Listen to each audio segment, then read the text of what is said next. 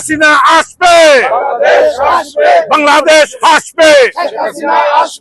যুক্তরাজ্য আওয়ামী যুবলীগ 10 ডাউনিং স্ট্রিটে ব্রিটিশ প্রধানমন্ত্রী বরাবরে বাংলাদেশের যে হত্যা, খুন, রাহাজানি, নারী দর্শন, নারী নির্যাতন, বিশেষ করে যুবলীগের হাজার হাজার নেতা কর্মীকে হত্যা, নির্যাতন, বিশেষ করে যুবলীগ নেতা মনির জেলের অভ্যন্তরে হত্যা করা হয়েছে রিসেন্টলি আপনারা দেখেছেন। এবং বঙ্গবন্ধুর কন্যা শেখ হাসিনাকে ক্যাঙ্গারু কোর্টের মাধ্যমে যে বিচার, বানোয়াট একটি বিচারের রায় দিয়েছে, এটা প্রত্যাখ্যান করে ব্রিটিশ প্রধানমন্ত্রী বরাবরে যুক্তরাজ্য যুবলীগ আজকে একটি স্মারকলিপি দিবে।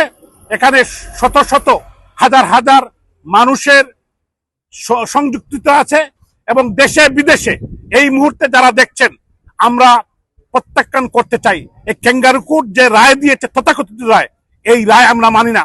বঙ্গবন্ধু কন্যা শেখ হাসিনা অচিরেই ডিসেম্বরের মধ্যে বাংলাদেশে যাবেন।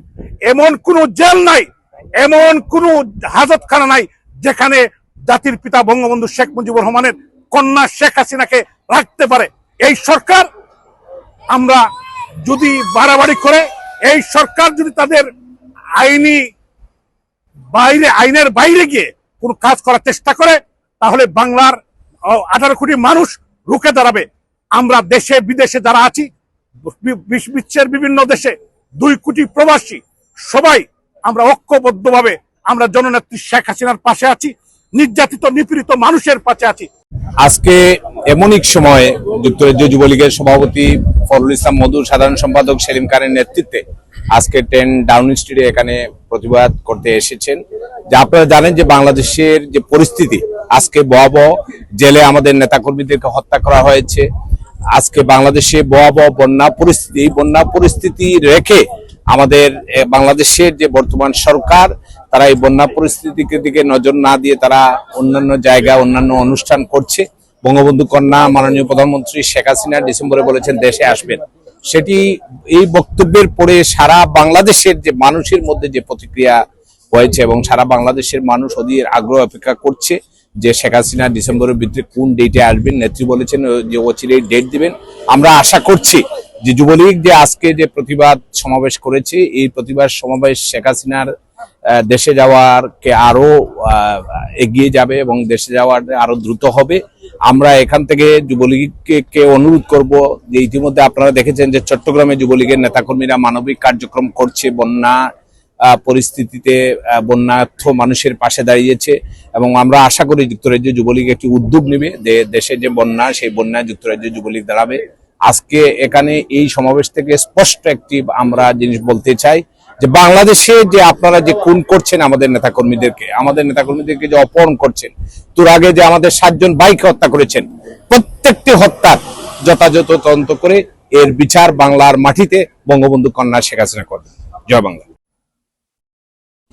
যুক্তরাজ্য আওয়ামী যুবলীগের উদ্যোগে আজকে লম্বা 10 ডাউনিং স্ট্রিটে আমাদের জাতীয় নেতৃবৃন্দ সহ আওয়ামী লীগ, যুবলীগ, ছাত্রলীগ সহ প্রত্যেকটা নেতাকর্মীর বিরুদ্ধে মিথ্যা মামলা প্রতিবাদে এবং বাংলাদেশে যে নৈরাজ্য সৃষ্টি হয়েছে তারই প্রতিবাদে আমরা লম্বা 10 ডাউনিং স্ট্রিটের সামনে বিক্ষোভ সমাবেশ এবং একটি স্মারকলিপি দিব।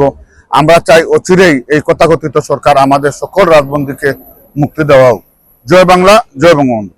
এবং আমরা যে কারণে এখানে উপস্থিত হয়েছি, আপনারা জানেন যে বাংলাদেশে আজকে অগণিত আওয়ামী লীগ, যুবলীগ, ছাত্রলীগের নেতাকর্মীকে হত্যা করা হচ্ছে, তুরাগ নদীতে লাশ ফেলে দিচ্ছে এবং অনেক যুবলীগের নেতাকে আপনারা দেখেছেন সকালে গ্রেপ্তার করে বিকালে জেলের মধ্যে তাকে হত্যা করা হচ্ছে।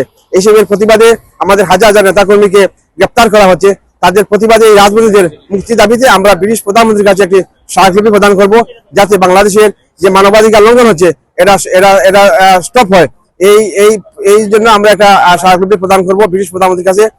আর আপনাদেরকে সবাইকে ধন্যবাদ, আমাদের যারা উপস্থিত আছেন সবাইকে ধন্যবাদ জানাচ্ছি। জয় বাংলা, জয় বঙ্গবন্ধু। যুক্তরাজ্য আওয়ামী যুবলীগ কর্তৃক আয়োজিত আজকের এই সমাবেশে আমরা সমবেত হয়েছি বর্তমান সরকার ও বিরোধী দলের চক্রান্তের বিরুদ্ধে আমাদের অবস্থানের জানান দিতে। আমরা সবাই জানি বাংলাদেশের সবচেয়ে প্রাচীনতম রাজনৈতিক দল বাংলাদেশ আওয়ামী লীগ, যে দলের অধীনে, যে দলের নেতৃত্বে বাংলাদেশ আওয়ামী লীগ স্বাধীনতা অর্জন করেছিল, তারা হয়তো ভুলে গেছে সেই দলের অর্জনের কথা, বঙ্গবন্ধুর কথা।